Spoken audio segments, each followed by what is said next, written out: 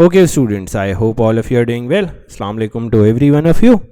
So this is the secret sauce video of A2 physics. If you are scared of A2 physics, if you find A2 physics complex, I will hardly take 30 to 40 minutes and will try to simplify everything. This document is attached in the description below, and this document contains all the definitions of A2 physics. It contains all the graphs of A2 physics. It contains all the formulas for A2 physics. It contains all the examination tips. Now, what are examination tips? Let me show you. Examination tips are tips that I have gathered after practicing 20 years of past papers. After practicing 20 years of past papers, these are the 3 to 4 tips after every chapter that I have attached here. Okay. So these are the 4 things that, 4 things that you will be getting here. Apologies, I have labeled them incorrectly. These are 4 things that are provided in this document. You can download it. And the 5th thing that is pretty interesting, I have also attached a document that contains all theory questions of last 4 years. Okay, so let's start. I will run over all the 14 chapters. I will specifically focus on the graphs, the definition and formulas. See, the definition and formulas I have already covered in depth in the revision videos. I will also link the revision video in the description. The primary function of this class or this video is to cover the graphs, and you are provided with the revision guide, so you can go over the entire chapters including the definition and the formula. I will be not taking your extra time for that. We'll keep this video till 30 to 40 minutes. Okay, let's start with chapter number 1, circular motion. So you have all the definitions of circular motion, you can go through them. You have all the formulas of circular motion, you can go through them as well. I have attached the revision video link as well, which you can go over, and I have covered the entire chapters in detail in that video. Okay, now these are exam tips. Let's discuss that. Whenever in examination you have to tell the direction of centripetal force, or you have to mark the centripetal force on diagram, you will always mark it towards the center. Whenever in examination you have to tell the direction of centripetal force or mark the direction of centripetal force, you will mark it towards the center. However, when you are doing numericals, you will mark it away from the center. Whenever you are doing numericals, you will always mark centripetal force away from the center. You can also visualize this in all the past papers videos that I have done up till now. Whenever you are given the time period, you will utilize this formula for centripetal force. Whenever you are given the linear velocity, you will use this formula for centripetal force. Simple. Let's move on to chapter number 2, that is gravitation. Luckily, chapter number 1 has no graphs. Circular motion has no graphs, so we will be discussing no graphs for this. Let's move on to the gravitation chapter. These are some definitions that you need to remember, some formulas that you need to remember. Let's move on to the first graph of gravitation.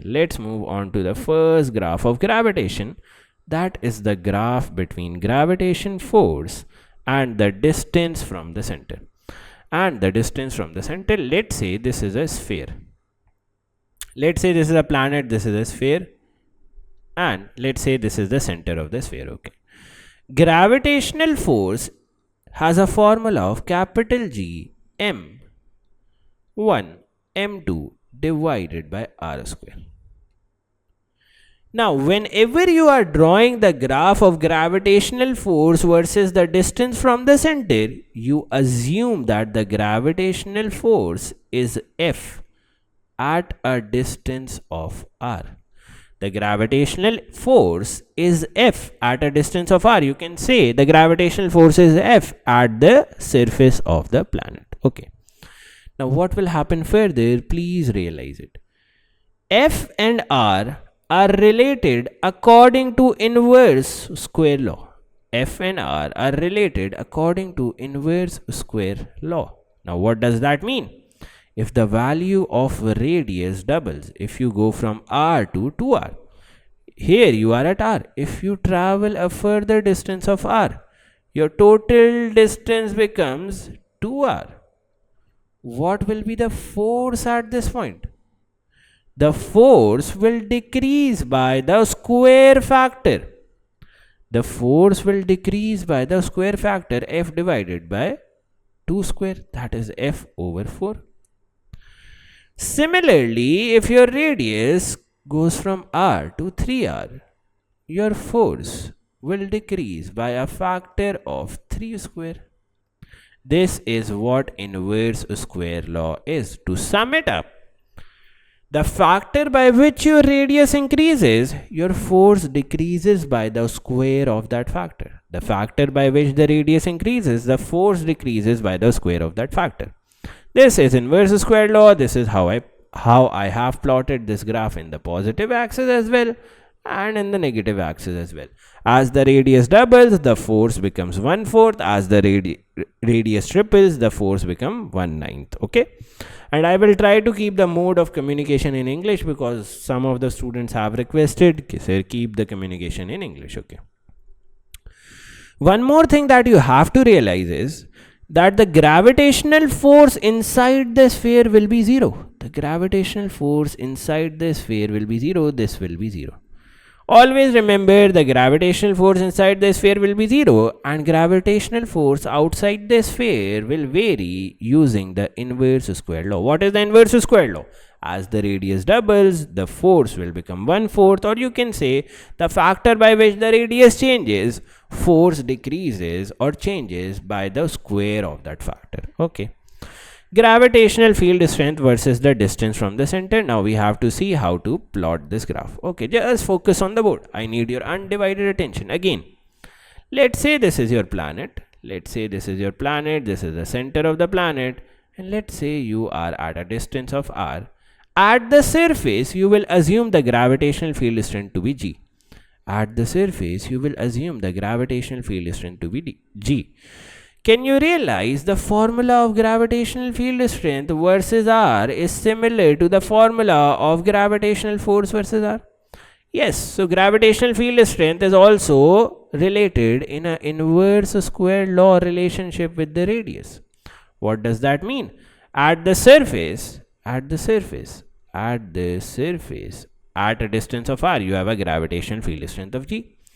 But as the radius doubles, as you go from r to 2r, your gravitational field strength decreases by a factor of 2 square, that is 4. As the distance triples, as you go from r to 3r, your gravitational field strength decreases by a factor of 9 simple. Now you have to remember one more thing that is mostly misunderstood by the students. Inside the surface, if I travel inside the surface,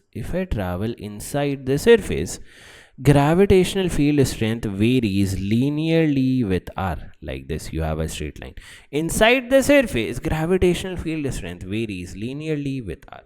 You don't have to copy anything, just focus on understanding. This document is attached in the description. Please, I want your undivided attention. Okay, let's move ahead. Now let's see the gravitational field strength between two planets. Now first of all, you have to remember that gravitational field strengths are attractive. Gravitational field strengths will always go into the planet, like this here, like this here. And gravitational field strength are vector quantities.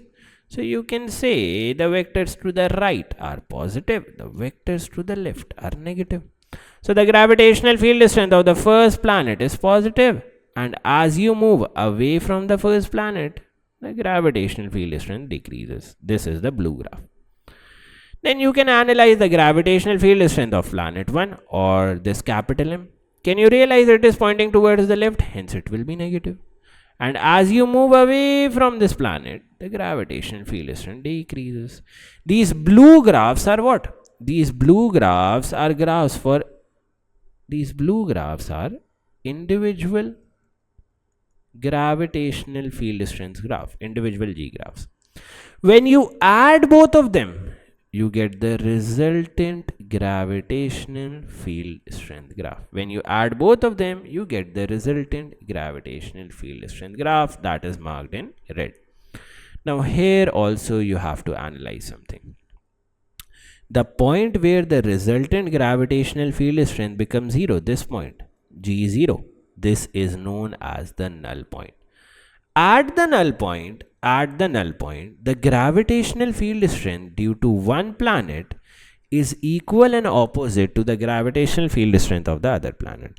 Let's say this is the null point. Let me give you a numerical example as well. Let's go here. Let's say this is the null point A. At here, let's say the gravitational field strength due to the capital M will be, let's say, -5. And the gravitational field strength due to the small m will be +5. Both will cancel out each other. The total gravitational field strength will be 0. So this is what happens on a null point. Okay. Now one more thing that the examiner hasn't asked up till now, and I think he can ask in recent examinations. Whenever null point occurs in the middle, the masses are same. Whenever null point occurs in the middle, that means the masses are same. Sir, what do you mean by that? By that I mean, let's say null point is here. This is the point where gravitational field strength is 0, and this is at a distance of 6 meters from capital M and at a distance of 6 meters from a small m. If the null point is occurring in the middle, that means what? That means both masses, capital M and small m, are same. Please remember this key point. If null point occurs in the middle, then both the masses, capital M and small m, are same. However, if null point is tilted towards one of the masses, let's say null point is somewhat like this. Let's say null point is here, and this is the center of the mass. Let's say this is 8 meters, and let's say this is 4 meters. The mass towards which null point will be tilted, let's say this is your null point. Let's say this small thing is your null point now. The mass towards which your null point will be tilted will be the smaller mass, okay? The mass towards which the null point will be tilted will be the lower mass. I have written everything here, you don't need to copy. Now let's move on to the graph of gravitational potential versus R. Always remember the graph of first of all, let me write down the formula of gravitational potential. That will make things easy. Gravitational potential is negative capital G, capital M, small r. Now gravitational potential and radius are inversely proportional. And you also have to remember gravitational potential will remain negative throughout. Gravitational potential will never become positive. It will remain negative throughout. Okay, so what will happen? At the surface here and here, you have a negative phi like this. At the surface, you have a negative phi like this. As your radius doubles, as you go from R to 2R, your gravitational potential will halve. As you go to 2R here, your gravitational potential will become phi over 2. Simple. As your radius doubles, your gravitational potential will halve. Simple, because they are inversely related, and you have to remember gravitational potential remains negative throughout. One more thing that you have to remember is that the gradient of gravitational potential graph is equals to negative of electric field strength. The gradient of gravitational potential graph is equals to negative of electric field strength. Sir, how do you know that? If I take a gradient of this graph, that is change in y over change in x. What is on the y-axis? On the y-axis, we have phi divided by change in r. Phi is negative capital G m over r divided by r. This is equals to what? This is equals to the gravitational field strength. Always remember that the gradient of gravitational potential graph is equals to negative of electric field strength. Please remember that. Okay, let's move ahead. Now let's see gravitational potential between 2 points. This is the graph for gravitational potential between two planets. Sorry, this is the graph for gravitational potential between two planets. Okay. What have I done here? Let's say this is one planet.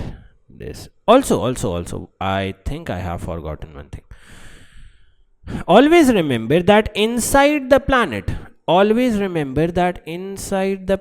the gravitational potential remains constant. So you have a constant horizontal line. Please remember that as well. I have written it here as well. Okay.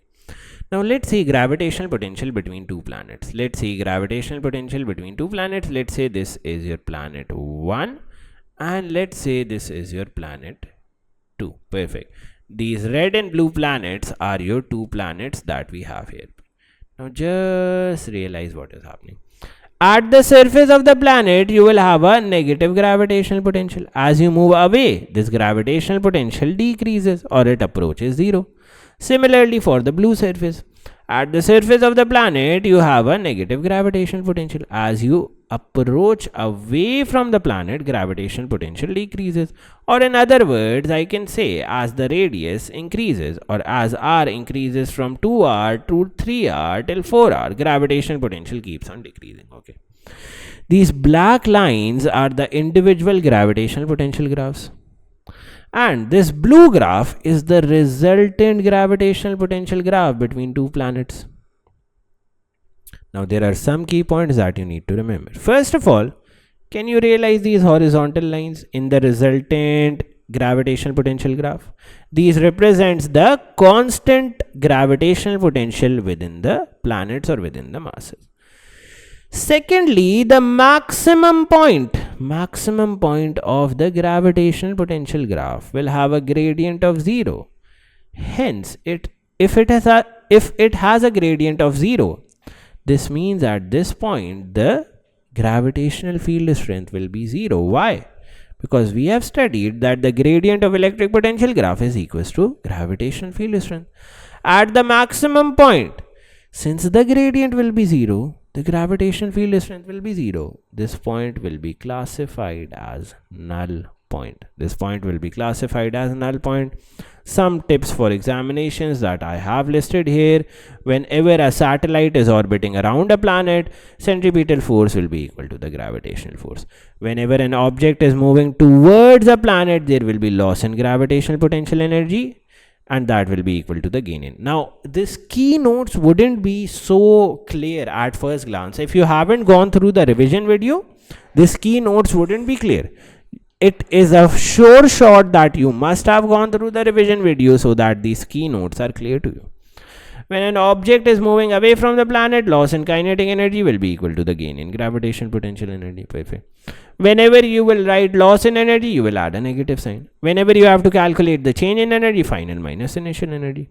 Gravitational field strength is always attractive. You will always point the arrows inwards. Memorize the 3 markers of gravitational potential as to why gravitational potential energy is negative and why gravitational potential is negative. Perfect. Null point occur when the gravitational field strength of both the planets are equal and opposite. Okay. So these key notes will only be clear if you have gone through the revision video, have made notes and have put the revision video in your head. Now this is temperature chapter number 3, some definitions, some thermometer properties that you can go through. These are some formulas of latent heat. I have already discussed all of this in the video of revision video. I am referring it again and again because that is a one-shot video of everything. Here I am more concerned in the graphs. Now the graph for temperature is only one. If you plot theta, that is energy versus change in temperature, the gradient of this graph will be equal to mass into specific heat capacity. So basically you have this formula Q is equals to mc delta T.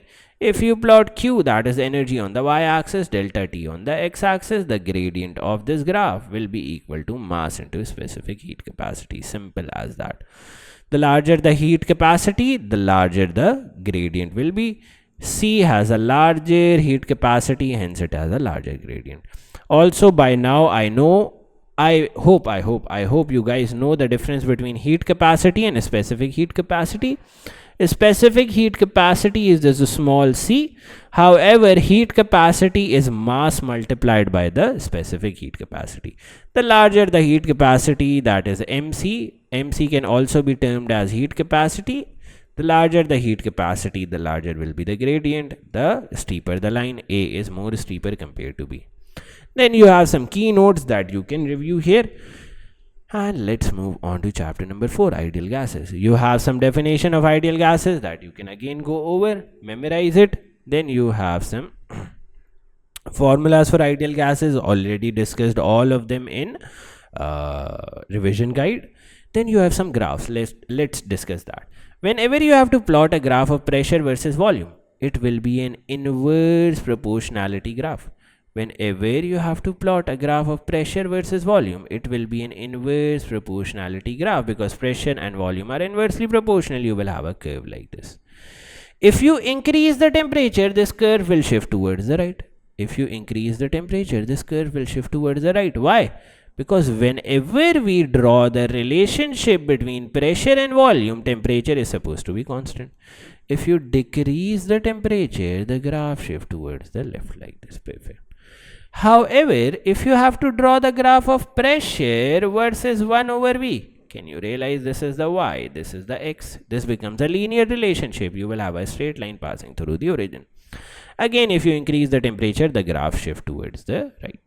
Now let's draw the graph of volume versus temperature. Always remember, volume is directly proportional to temperature given that pressure is constant. Given that pressure is constant, easy peasy. Given that pressure is constant, volume is directly proportional to temperature. Now, you have to realize one thing. Although this is a direct relationship, but you have to be mindful of the axes. If the axis is in Kelvin, then you can pass your graph through origin. If the axis is in Kelvin, you can pass your graph through origin. However, if the axis is in degree centigrades, your graph will not pass through origin. Hence, it will touch the x-axis at a value of negative 273.15 degrees centigrade. That is also equals to 0 Kelvin. So whenever you are drawing a graph of temperature versus volume, please remember that there can be two axes, Kelvin or temperature. If the axis is in Kelvin, your graph will pass through the origin. If your axis is in degree centigrade, the graph will cut the x-axis at negative 273.15 degrees centigrade. Simple as that.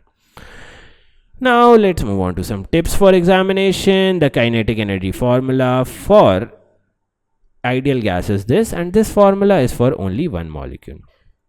Kinetic energy of ideal gas can also be calculated using this formula, mcu square over 2, where cu square is the mean square speed.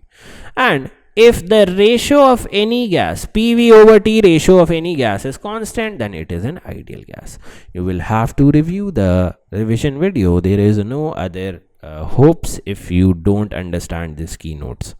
Now let's move on to the chapter of thermodynamics. In thermodynamics, you have to remember that first law of thermodynamics can be written in two formats. Q is equals to change in internal energy plus work done by the gas.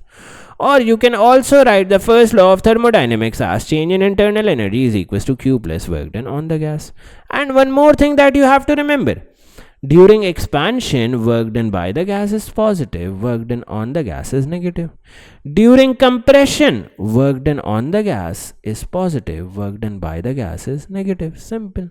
During expansion, work done by the gas is positive, work done on the gas is negative. During compression, it is the opposite, work done on the gas is positive, work done by the gas is negative. And always remember this formula. Work done is equals to pressure into change in volume. Pressure into final volume minus initial volume will always give you work done by the gas. This formula will always give you work done by the gas. You will have to apply a negative sign to convert it into work done on the gas. Simple. Let's further move ahead. All these are key points that you will understand through the revision video. Now for oscillations or simple harmonic motion, these are some definitions that you can go through. These are some formulas that you can go through. Let's move on to some graphs, some spicy graphs of simple harmonic motion. Okay. Now, in simple harmonic motion, we have multiple graphs. Let's study all of them in detail. Okay. If you are starting from a zero displacement, or if you are starting from the mean position, if you are starting from zero displacement, or if you are starting from mean position, what will you do? Your displacement graph will be a sine curve. Your velocity graph will be a cosine curve. And your acceleration graph will be a negative sine curve.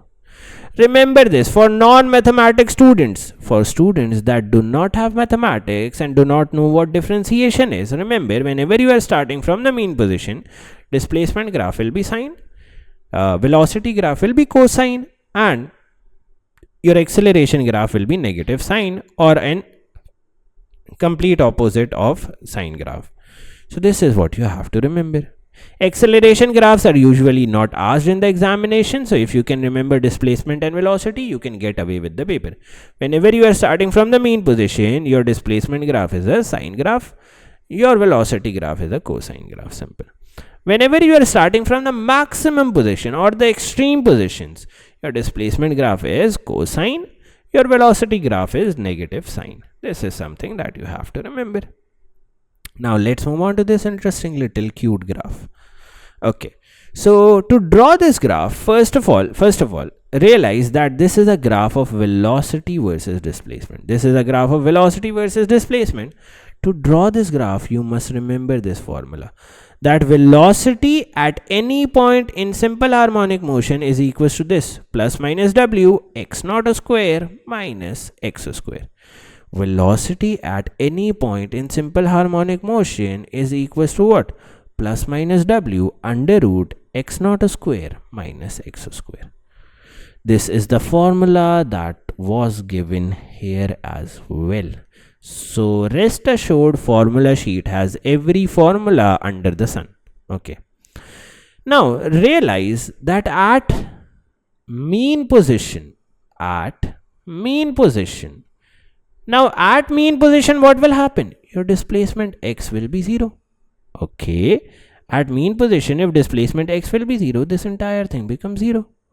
Your velocity equals to what? W square x naught square. This is equals to the maximum velocity v naught. So at the mean position, you have the maximum velocity or v naught. This is a key point that you can remember as well. And this is what I have done here in the graph as well. At a mean position x of 0, you have a maximum velocity of v naught or negative v naught. At the mean position, that is when x is equals to 0, you have a maximum velocity of positive v naught or negative v naught. Okay.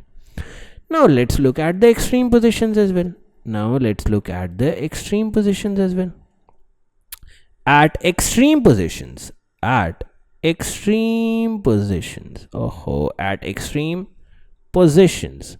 what do you have?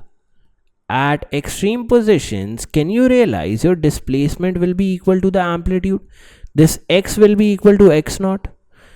If this x is equals to x naught, if I write the formula of velocity again, plus minus w under root x naught square minus x naught square, this thing will become 0.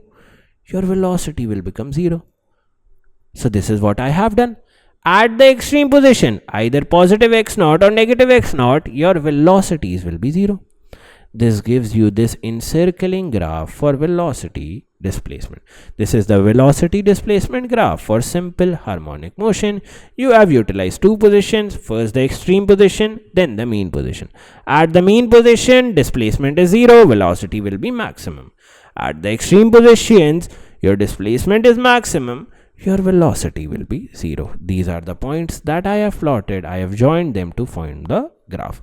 These are the points of extreme position. Okay, let me mark it. The green points are the points of what? Extreme position, or you can say extreme positions, or you can say 0 velocity. And the blue points are the points for mean position or maximum velocity. Simple, you join them, you get the graph. Then you also have to remember the graph of kinetic energy, potential energy and total energy for simple harmonic motion. Now as we have stated earlier, at mean position velocity is equals to maximum. So at mean position kinetic energy will be maximum. And at extreme position velocity is 0. So kinetic energy will be 0. Potential energy will be maximum. So this is what I have drawn in the graph as well. At the extreme position, can you realize the green curve is for potential energy? At the extreme positions, the green curve is at the highest point. At the mean position, the potential energy becomes 0. Similarly, the blue graph, is at the maximum at the mean position. Why? Because you have the maximum velocity at the mean position. Your velocity becomes 0 at the extreme position, that is at these little points. Your total energy throughout the oscillation remains same, or you can say horizontal. Your total energy throughout the journey remains same or horizontal. Simple as that. These are the formulas of total energy, potential energy and kinetic energy. Simple as that. Now, if the examiner asks you to calculate a displacement point where potential energy is equal to kinetic energy, what will you do? You will equate the formula of potential energy to the formula of kinetic energy. This comes out to be your displacement where potential energy is equal to kinetic energy. When x is equal to positive x naught over 2 or negative x naught over 2, your potential energy is equal to the kinetic energy, that is these red points. At these red points, potential energy will be equal to the kinetic energy. Then you have resonance. What does resonance means? I will keep it short and simple. When the driving frequency equals the natural frequency, you have the maximum amplitude of vibration. This is the graph of resonance. Simple. Now, resonance can also be damped. If damping occurs inside resonance graph, your peak will shorten and your resonance frequency will also become lesser. Okay. There are three types of damping that you need to remember: critical, heavy and light. In light damping, what happens? In light damping, your amplitude decreases over multiple oscillations, that is this blue curve. In critical damping, your amplitude decreases to 0 quickly. In heavy damping, your amplitude decreases gradually. So these are the three types of damping. These are the three types of graph for the damping. Now let's move on to the most difficult chapter, and I enjoy teaching this chapter because this is the most difficult. I enjoy making difficult things easy. So first of all, you have some definitions for electric fields, some formulas for electric fields, and then you have some interesting, beautiful little graphs. First of all, let's see the graph of electric field strength versus R. Let's see the graph of electric field strength versus R. Now again, if you have been attentive throughout the lecture, this will be easy for you. Electric field strength is equal to kq over r square. Can you realize electric field strength is inversely proportional to r square? And which law is being applied here? Inverse square law is being applied here. The electric field strength at the surface or at the radius r is E. The electric field strength at the radius negative r is negative E, and at the radius positive r is E. As the radius doubles, electric field strength decreases by 4. As the radius triples, electric field strength decreases by a factor of 9. You have these simple curves here. One more thing that you need to remember here, is that electric field strength inside the charge is always 0. Electric field strength inside the charge is always 0. Always remember that. And this is the graph for a positive charge. Sir, how do you know that? Because let's draw a positive charge here. Always remember, electric field lines emit outside the positive charge like this. And you can say the right vectors are positive, the left vectors are negative. Can you realize the electric field strength towards the right should be positive? It is positive. The electric field strength towards the left should be negative. It is negative. This red curve is negative here. This red curve is positive here. However, if you have to draw it for a negative charge, now always remember electric field lines go into a negative charge. You can say the right side as positive, left side as negative. Okay. So this right side as positive, left side is negative. Where is the positive electric field strength now? This one. So this curve is in the positive electric field strength. Where is the negative electric field strength now? This one. Pointing towards the left. Hence we have a curve like this. And always remember, electric field strength within a point charge remains 0. Electric field strength inside the surface becomes 0. That's why the horizontal line. Simple. All these notes are attached in the description. You don't need to copy. We are on the pinnacle of understanding here. This is something that confuses most of the students. I want you to pay attention. Want your undivided attention here.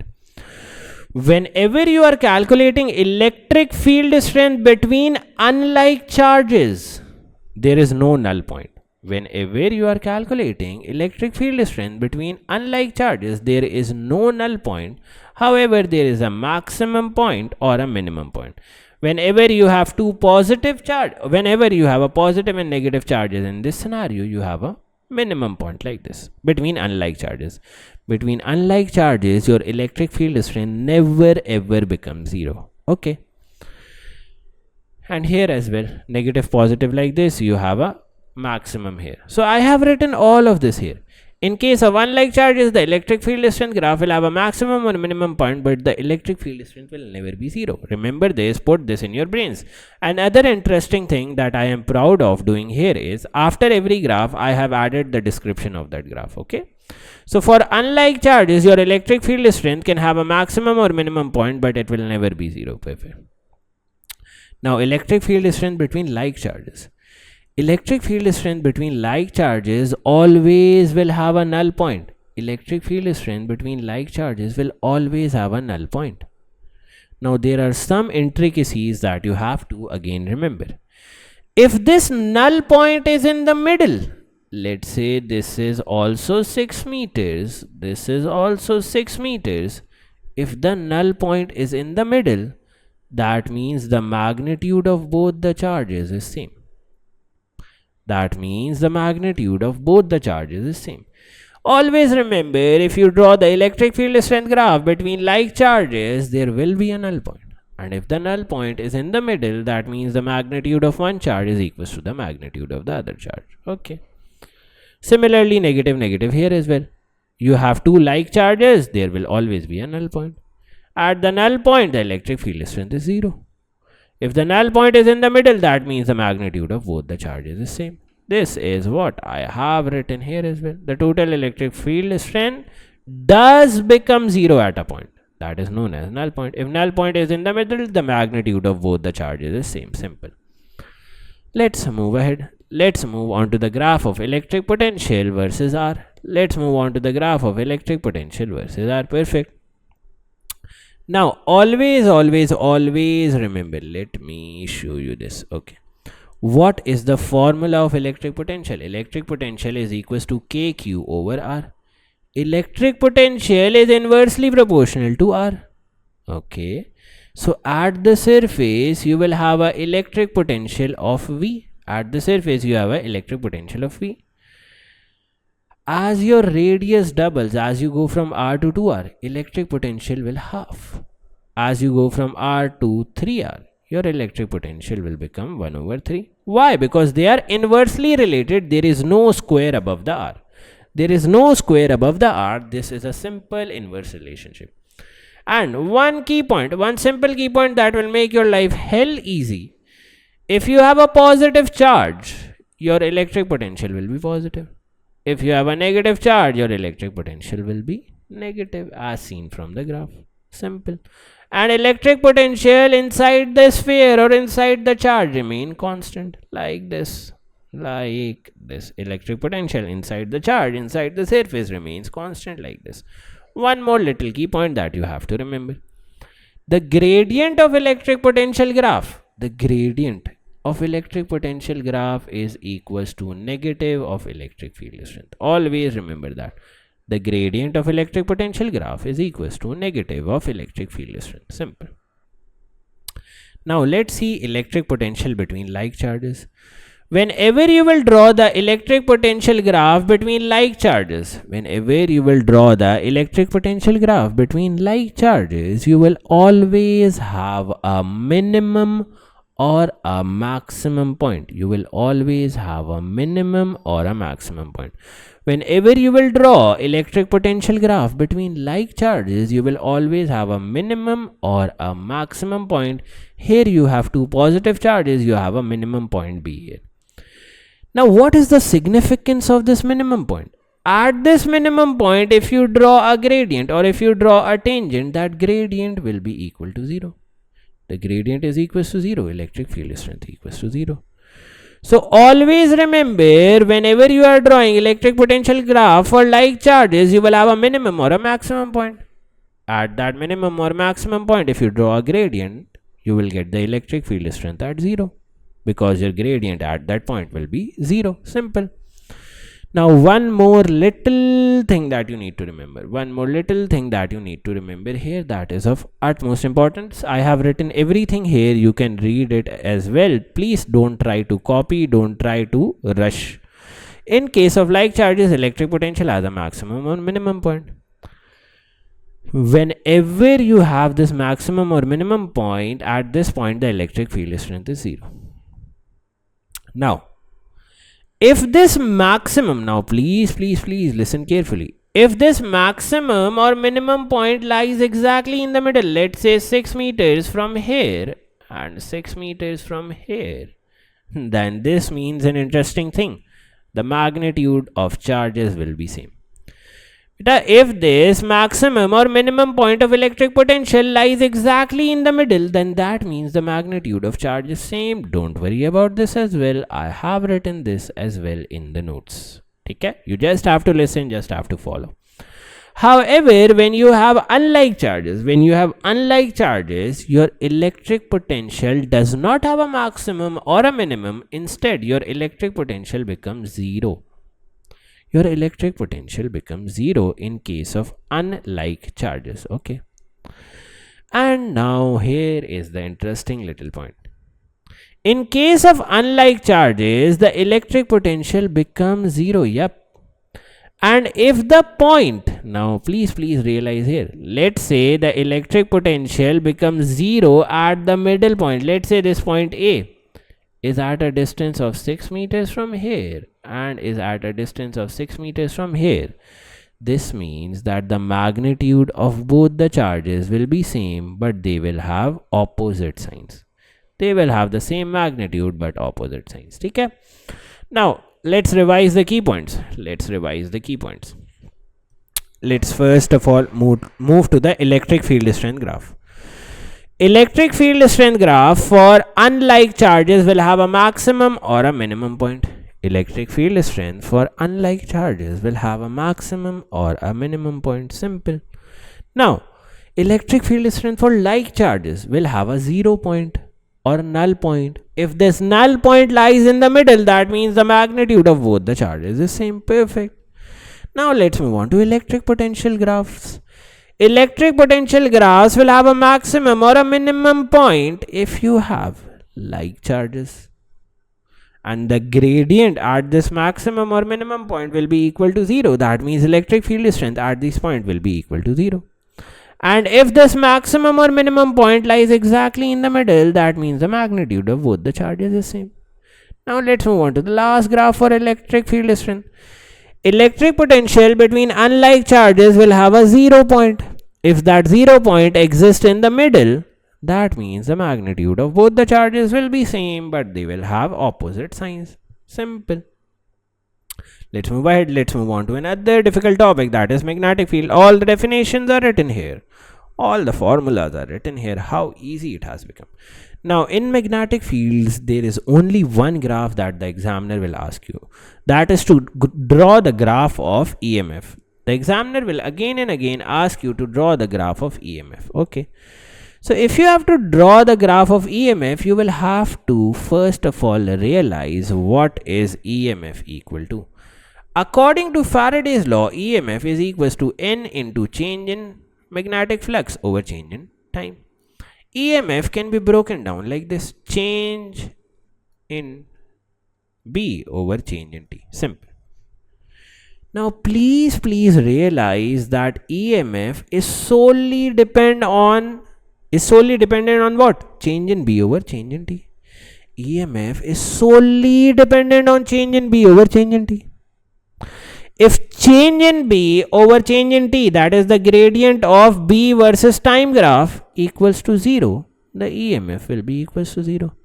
If change in B over change in T equals a maximum value, the EMF will be a maximum value. EMF is solely depending on what? Change in B over change in T. Why is that the case? Because if you realize N and A are both constants, only one thing is changing, that is change in B over change in T. So your EMF depends on change in B over change in T. Okay, now realize how to make a graph of EMF from this B versus T graph. How to make a graph of EMF from magnetic flux versus T graph. Okay. First of all, I have done this question multiple times. Now, regular students know this is one of my favorite questions. I have done it multiple times.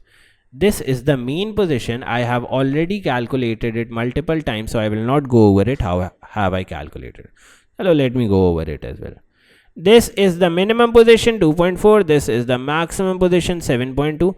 How to calculate the mean position? Mean position is equals to maximum plus minimum 2.4 plus 7.2 divided by 2, that is 4.8. Simple.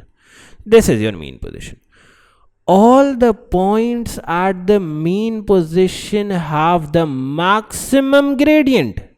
All the points at the mean position have the maximum gradient. If you have the maximum gradient, that means what? If you have the maximum gradient, that means what? Change in B over change in T will be maximum. If change in B over change in T is maximum, that means EMF will be maximum. That's why at all the middle points, 0.5 seconds, 1.5 seconds, 2.5 seconds, 3.5 seconds, 4.5 seconds, and 5.5 seconds, at all these points, I have made the EMF maximum magnitude, either it be positive or negative, but the magnitude is maximum. Now, analyze one more thing. At all the red highlighted points, you are at the extreme position. If I draw a tangent here, what will happen? The gradient of this tangent will be equal to 0. The gradient at all these points is equal to 0. That means change in B over change in T is equal to 0. That means at all these red points, the EMF will be 0. This is what I have depicted in the graphs. At 0, 1, 2, 3, 4, 5, and 6. EMF is 0. Simple. Let's move on to another example so that your concepts are actually solidified. You have the B versus T graph. You have to plot the EMF versus time graph. Now again, you will recall EMF is equals to NA change in B over change in T. The gradient of B versus time graph determines your EMF. Can you realize in the initial portion you have a horizontal line? That means gradient or M is 0. If gradient is 0, EMF will be 0. So you will draw this 0 line here. Perfect. Next up, can you realize you have a positive gradient here?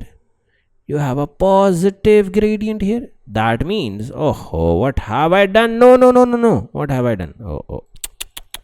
1 second. What have I done? No. Okay, now can you realize the blue region has a positive gradient? That means change in B over change in T will be positive. That means EMF will be positive. So that's what I have drawn here. Positive line here. Simple. Which color have I used here? Blue. Okay, so let's use that blue. Can you realize for the last part you have a negative gradient? If your gradient is negative, that means change in B over change in T is negative. That means you will have a negative EMF like this. Simple. Now these are some tips for examination. Always whenever you are applying Fleming's left hand rule, make sure that the second finger is the direction of current, and current has the same direction as the direction of positive charges and opposite direction to the direction of negative charges. Then you have some definitions for capacitors, formulas for capacitors. Then you have decay equations for capacitors. I have discussed all of this in the revision video. These are the 3 decay equations for capacitors. I have taken a picture from that video only. Okay, so these are the 3 decay equations for capacitors. Please remember that.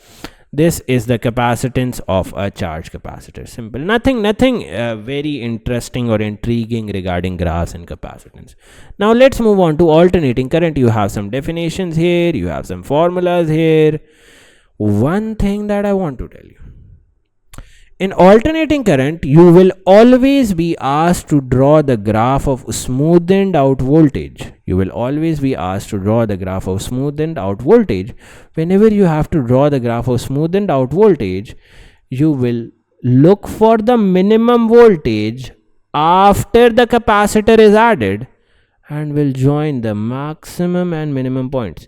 You can refer the topical past series videos as well, where I have done this exact question. I think I have done this in the 10-hour live video, so you can go through that as well. I will attach everything in the description. Okay, whenever you have to draw the smoothing graph, I have a better version here. Yeah, whenever you have to draw the smoothing graph for capacitor, you will make sure the ripples lessen out like this. The ripples have lessened out. Okay, this is the graph for whenever you add a capacitor in parallel to a circuit. These are again some key points for the examination. Now let's move on to quantum physics. Quantum physics has some beautiful little graphs that I want to discuss. Let's start with this one. Whenever you have to draw a graph of kinetic energy versus frequency, as frequency increases, kinetic energy will increase. But remember, kinetic energy will be zero before a certain frequency. That frequency is known as the threshold frequency. That frequency is known as the threshold frequency. This blue thing is known as the threshold frequency. As frequency increases, your kinetic energy will increase, but above a certain frequency known as the threshold frequency. Any frequency below threshold frequency will result in a zero kinetic energy. Also, if you extend this line backward, the y-intercept of this line will be equal to what? Negative of work function. The y-intercept of this line will be equal to negative of work function. If you have a smaller work function, your line will shift towards the left. Simple as that. And always remember, the gradient of this line is equal to what? The gradient of this line is equal to the Planck's constant h. Simple.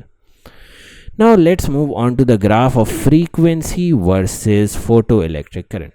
Frequency has no effect on photoelectric current. You increase the frequency, photoelectric current remains same. However, there will be no photoelectric current below a certain frequency because that is the threshold frequency. If your frequency is less than the threshold frequency, obviously there will be no photoelectric effect, no photoelectric current. Simple. Now let's move on to the topic of kinetic energy versus intensity. Now, there will be no effect of kinetic energy. There will be no effect of increasing the intensity on kinetic energy. Intensity basically means you are increasing the number of photons incident. If you increase the number of photons incident on the metal, that basically increases the intensity. If you increase the intensity, your kinetic energy remains constant. It does not increase. Simple. Lastly, if you increase the intensity, your photoelectric current increases. I have written all of this in key points, bullet points in the last. Yeah, here I have written all of this. Okay, now one more thing that I have to tell you guys. Kinetic energy versus 1 over wavelength. How will you draw the graph of that? Now listen carefully. Energy of a photon is equal to what? Work function plus kinetic energy maximum. Perfect. Now you can say energy of a photon is equal to hc over lambda. Energy of a photon is equal to what? hc over lambda. Oh, energy of a photon is equal to hc over lambda is equal to the work function plus kinetic energy maximum. Perfect. Now you have to make kinetic energy maximum as your y-axis or the y subject. So you will take work function to the other side. hc over lambda minus work function is equal to the kinetic energy maximum. Can you realize this is on the y-axis? Yup. Let me do one more thing. Let's rearrange this equation further. Kinetic energy maximum is equal to hc lambda minus phi. Let's further rearrange it. Let's zoom out a bit. Let's further rearrange it. Kinetic energy maximum is equal to hc 1 over lambda minus phi. Can you realize kinetic energy if plotted on the y-axis 1 over lambda, if plotted on the x-axis, this will give a straight line because this is an equation of a straight line. Also, you have to remember that there will be no kinetic energy below a certain 1 over lambda. Why? Because here no photoelectric effect occurs. Now let's look at a sample questions. I have also attached some sample questions of graph that usually students find difficult. Okay.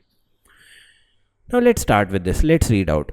Photons having wavelength lambda are incident on a metal surface. The maximum wavelength for which there is emission is lambda naught. What is this? This is the threshold wavelength. For photons of wavelength lambda naught over 2, the maximum kinetic energy is Emax. Perfect. So if your wavelength is lambda naught over 2, your kinetic energy is Emax. On figure 5.2, sketch the variation of lambda of the maximum kinetic energy. Okay, so we have to sketch a graph of kinetic energy versus lambda. Sit back, relax. I don't need you guys to panic. Energy of a photon is equals to work function plus kinetic energy maximum. Okay, I believe that. Energy of a photon is equals to hc over lambda is equals to the work function h naught plus energy maximum, because that is the symbol that is being given here. Let's take work function to the other side. Energy maximum is equals to hc over lambda minus work function. Okay. Now when you have a threshold frequency lambda naught, when your lambda is equals to lambda naught, okay, let's plug that in. E maximum is equals to hc over lambda naught. What will the work function be? Do you remember what was the formula of work function? hc over lambda naught. This was the formula of work function, hc over lambda naught. Both cancel out. Kinetic energy maximum turns out to be 0. So at a value of lambda naught, your kinetic energy is 0. Simple. Now let's do it for the other two values as well. Let's do it for the other two values as well. Basically, you know one of them. At lambda naught over 2, your kinetic energy maximum point. So let me zoom in a bit here. ये आपकी आ गई kinetic energy. Yeah, somewhere here. Yeah, this point. Okay. Now last point we can calculate as well, and you can also do lambda is equals to lambda naught over 2. Let's do this. Let's see what happens. Kinetic energy maximum is equals to hc over lambda naught over 2 minus hc over lambda naught. This is your work function. This entire thing is your work function. Bring 2 to the top side. 2 hc over lambda naught minus hc over lambda naught. This becomes what? hc over lambda naught is your kinetic energy maximum. So your kinetic energy maximum is equals to hc over lambda naught. Okay. So this is what we have plotted here. We know that kinetic energy maximum is equals to hc over lambda naught. Okay. Now let's play the final dice here. Lambda is equals to lambda naught over 3. Energy maximum is equals to hc over lambda naught over 3 minus hc over lambda naught. Bring this 3 to the top side. 3 hc over lambda naught minus hc over lambda naught. This comes out to be 2 hc over lambda naught. Wow! Can you see kinetic energy maximum was hc over lambda naught? Can I replace this hc over lambda naught by something? Yep, 2 times of energy maximum. So if your lambda is equals to lambda over 3, you will have 2 times of energy maximum. So now here the plotting is slightly difficult because most of them are screenshots. 1 second. Don't worry about examinations, you will get a proper thing. So let's plot the graph like this. Oh, my head is also paining right now. These are the side effects of teaching. Your head pains 24/7. Okay. Now let's draw this as well. You have to draw the graph of kinetic energy versus lambda. How are you going to do that? You have to remember that kinetic energy, again, you can pick bones from here. You have to remember that kinetic energy will be 0 when lambda is equals to lambda naught. So let's label that. You have to mark a symbol of lambda naught on your graph. So where should I mark that? Let's do it here. At lambda naught, your kinetic energy will be 0. And as you move lesser in lambda, your kinetic energy increases. Basically, the simple logic is as lambda decreases, kinetic energy maximum will increase, as you can see in both the graphs up till now. These are some examination tips that you can go over. These are some examination tips that I have taken from 20 years of past papers. Okay. And obviously, these will only make sense once you have gone through the revision video as well. Let's move on to chapter 12. You have some definitions here. You have some formulas here. Then you have some graphs of chapter 12. Chapter 12 also has some interesting graphs, some very lovely graphs. Very lovely graphs to confuse students. Okay, let me zoom in a bit, and apologies for the picture quality because all of these are screenshots. I had to make this urgent video so that your grade basically saves. Okay, the variation with time t of the activity of a sample of a radioactive isotope is shown in figure 9.1. Okay, so this is the activity versus time. The radioactive isotope decays to form a stable isotope S at time t is equals to S. There are no nuclei of sample S in the sample. Okay. So at time t is equals to 0, S is equals to 0. Perfect. On the axis of figure 9.2, sketch a graph to show the variation with time t of the number of nuclei n of S in the sample. Okay. So you have to show the number of nuclei of S in the sample as time passes by. Now see, as A is decaying, this A will get converted into S. As A is decaying, A will get converted into S. Can you realize 2 boxes of A have decayed after a time period of T? That means there will be 2 boxes of S after a time period of T. Again, can you realize after a time period of further T? After a time period of further T, 1 more box of S has decayed. 1 more box of S has decayed. 1 more box of A has decayed after a time period of further T.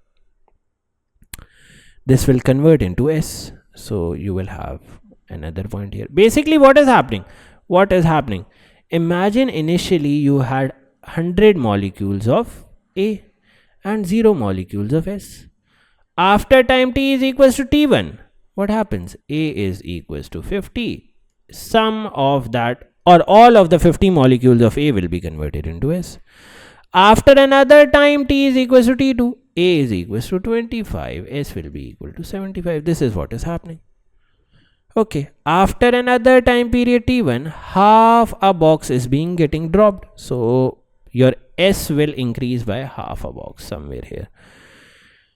Let's draw the graph like this, somewhat of a curve like this. Simple, easy peasy. Let's move on to the next sample question. Okay, a pure sample of a radioactive isotope contains no nuclei. Okay, currently you have no nuclei. Okay, the half-life of the isotope is T1. The product of the radioactive decay is stable.